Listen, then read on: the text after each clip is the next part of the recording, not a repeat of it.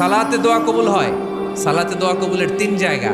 একটা হচ্ছে তাকবীরে তাহরিমার পরে আমরা সানা পড়ি না, আমরা তো একটা পড়ি। আল্লাহর হাবিব সুন্নাহ এবং নফল নামাজে আরো পড়তেন সানা, ওই দোয়া কবুল হয়। 2 নম্বর জায়গা সালাতে সেজদায় পড়ে দোয়া করলে কবুল হয়। আকরাবু মা ইয়াকুনুল আবদু মির রাব্বিহি ওয়া হুয়া সাজিদ ফাকসিরু ফিহি দুআ।